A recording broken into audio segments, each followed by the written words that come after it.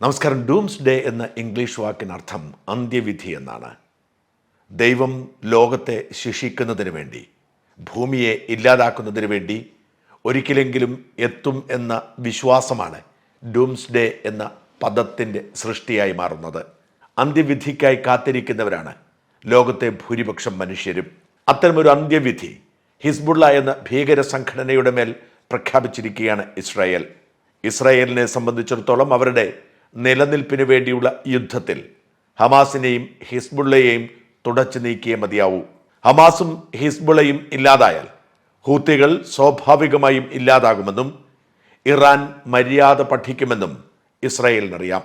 അതുകൊണ്ട് തന്നെ രണ്ട് ഭീകര സംഘടനകളെയും തുടച്ചു നീക്കിയിട്ട് മാത്രമേ അവസാനിപ്പിക്കൂ ഈ യുദ്ധം എന്നാണ് ഒക്ടോബർ 7 ഇസ്രായേൽ പ്രധാനമന്ത്രി ബെന്യാമിൻ നെതന്യാഹു പറഞ്ഞത്.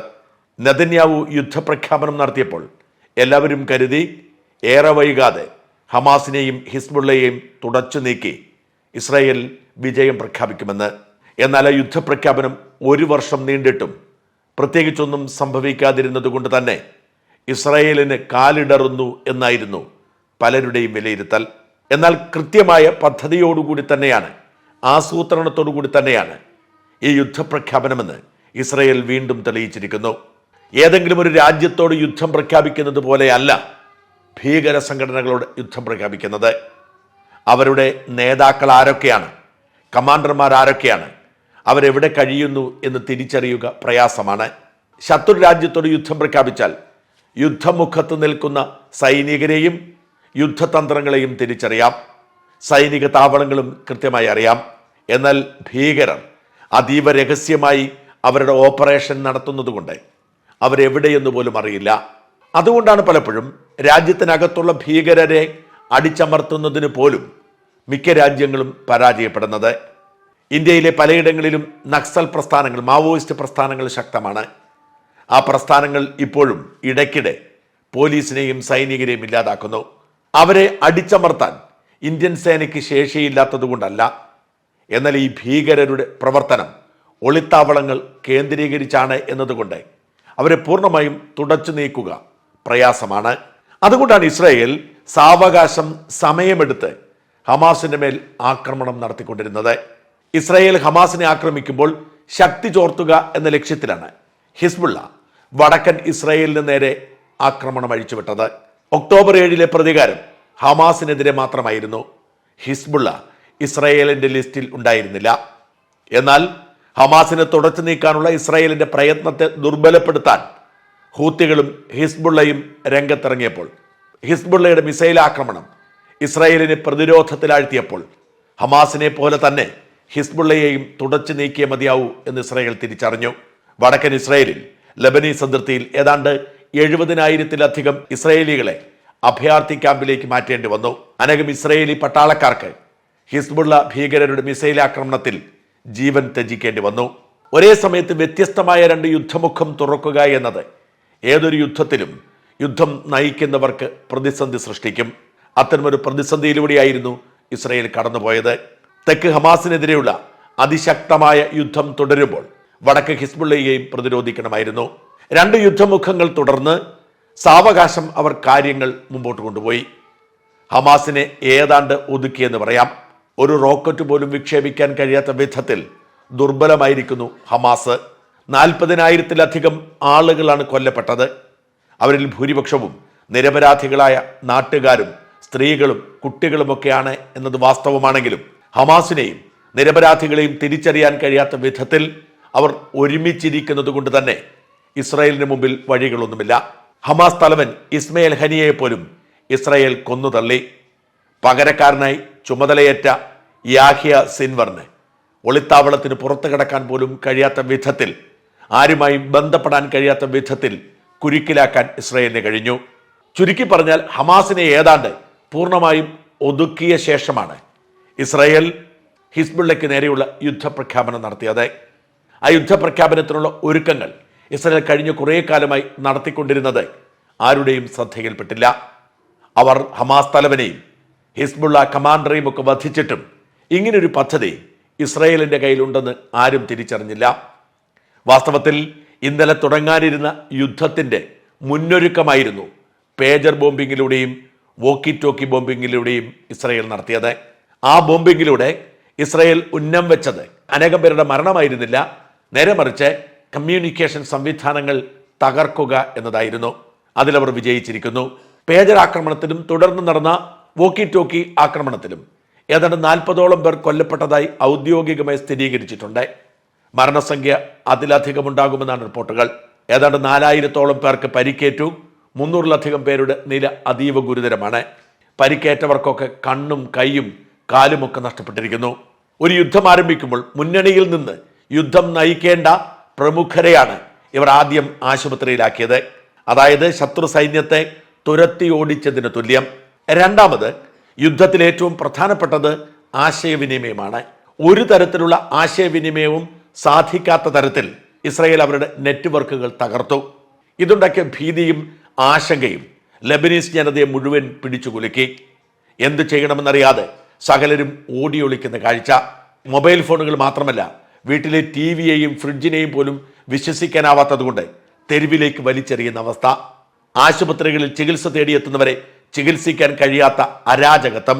2 ദിവസം കൊണ്ട് അത്തരമൊരു അന്തരീക്ഷം ലെബനനിൽ ഉണ്ടാക്കിയതിനു ശേഷമാണ് ഇസ്രായേൽ യുദ്ധത്തിനിറങ്ങിയത്. ആരും പ്രതീക്ഷിക്കാതിരുന്നപ്പോൾ, ആരുടെയും അനുമതിക്ക് കാത്തിരിക്കാതെ ഇസ്രായേൽ ഇന്നലെ ലെബനനിലേക്ക് ബോംബ് വർഷം നടത്തി. ഏതാണ്ട് 50ലധികം ആക്രമണങ്ങൾ ഇസ്രായേൽ നടത്തി എന്ന് ഇസ്രായേൽ തന്നെ സ്ഥിരീകരിച്ചിട്ടുണ്ട്. 100ഓളം മിസൈലുകളാണ് ബെയ്റൂട്ടിലെ പലയിടങ്ങളിലും പോയി വീണത്. എത്ര പേർ കൊല്ലപ്പെട്ടിട്ടുണ്ട്, എത്ര നാശമുണ്ടായി എന്നതിനെക്കുറിച്ച് വ്യക്തമായ കണക്കൊന്നും പുറത്തു വന്നിട്ടില്ല. എന്നാൽ ഇസ്രായേൽ ഹിസ്ബുള്ളയെ തുടച്ചു നീക്കിയേ മതിയാവൂ എന്ന വാശിയിൽ അവരുടെ ആശയവിനിമയ സംവിധാനങ്ങൾ തകർത്ത് അവരുടെ മുന്നണി പോരാളികളെ ആശുപത്രിയിലാക്കി കുറച്ചുപേരെ കൊന്നു തള്ളി. അന്ന് രാത്രിയിൽ തന്നെ ആക്രമണം അഴിച്ചുവിട്ടത് കൃത്യമായ യുദ്ധതന്ത്രമാണ്. ഹിസ്ബുള്ള തലവന് വെറുതെ പ്രതിഷേധിക്കും, തിരിച്ചടിക്കും, എല്ലാ അതിർവരമ്പുകളും കടന്നിരിക്കുന്നു, മറുപടി നൽകും എന്നൊക്കെ പറയാനല്ലാതെ പ്രത്യേകിച്ച് ഒന്നും ചെയ്യാൻ കഴിയാത്ത അവസ്ഥയാണ്. ഹിസ്ബുള്ള തലവൻ ഹസൻ നസറുള്ള ഇന്നലെ ടെലിവിഷനിലൂടെ പ്രത്യക്ഷപ്പെട്ടിട്ട് വലിയ ഭീഷണിയൊക്കെ മുഴക്കി. ഇസ്രായേൽ നടത്തിയിരിക്കുന്നത് യുദ്ധപ്രഖ്യാപനമാണ്. നിയമങ്ങളും നിയന്ത്രണങ്ങളും ധാർമ്മികതയുമൊക്കെ അവർ കാറ്റിൽ പറത്തിയിരിക്കുന്നു. വെറുതെ കൈയും കെട്ടിയിരിക്കുമെന്ന് ആരും കരുതണ്ട, തിരിച്ചടിക്കുമെന്നൊക്കെ പറഞ്ഞിട്ടുണ്ട്. പേജർ ബോംബിങ്ങിനെ കുറിച്ച് ലെബനീസ് പ്രധാനമന്ത്രി പ്രതിഷേധമറിയിച്ചെങ്കിലും ഇന്നലെയുണ്ടായ ആക്രമണത്തെക്കുറിച്ച് പ്രത്യേകിച്ചൊന്നും പറഞ്ഞിട്ടില്ല. മറ്റ് രാജ്യങ്ങളിലുള്ള ലെബനീസ് അംബാസഡർമാർ തിരിച്ചടിക്കും എന്ന് പറയുന്നുണ്ടെങ്കിലും ഇസ്രായേൽ സേനയോട് നേർക്കുനേർ പോരാടാനുള്ള കരുത്തോ ശക്തിയോ ലെബനീസ് ആർമിക്കോ ലെബനീസ് പോലീസിനോ ഇല്ല. അതുകൊണ്ട് തന്നെ അവർ പിൻവലിയുന്ന കാഴ്ചയാണ്.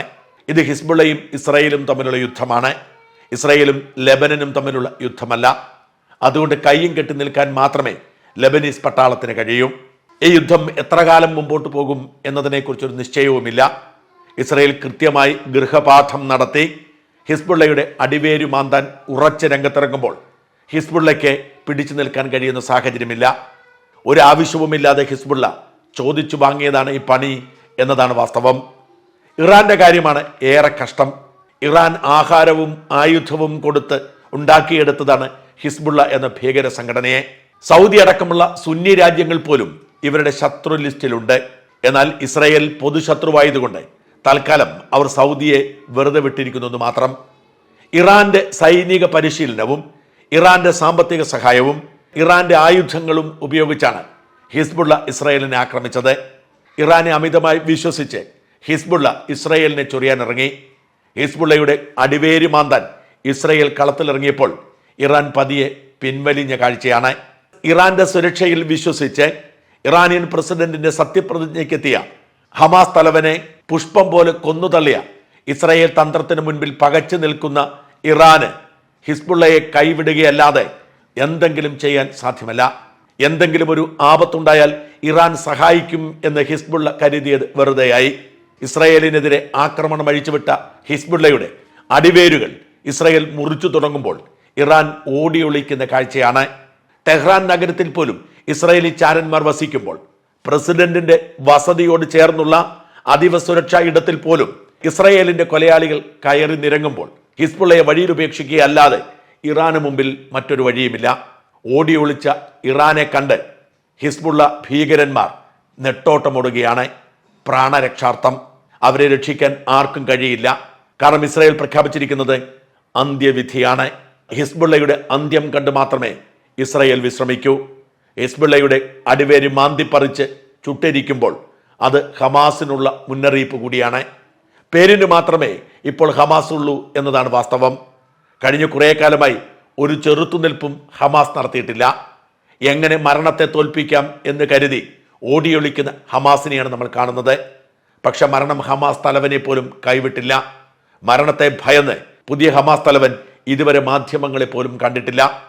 അങ്ങനെ ഹമാസിനെ തുരങ്കത്തിൽ എലിയെ പോലെ ഒളിപ്പിച്ച് പുകച്ചുകൊണ്ടിരിക്കുന്ന ഇസ്രായേൽ ഹിസ്ബുള്ളയെ തീർക്കാൻ രംഗത്തിറങ്ങുമ്പോൾ പിടിച്ചു നിൽക്കാനാവാതെ ഹിസ്ബുള്ള ഭീകരന്മാർ നെട്ടോട്ടമോടുമ്പോൾ ഇറാൻ കയ്യും കെട്ടി നിൽക്കുകയാണ്.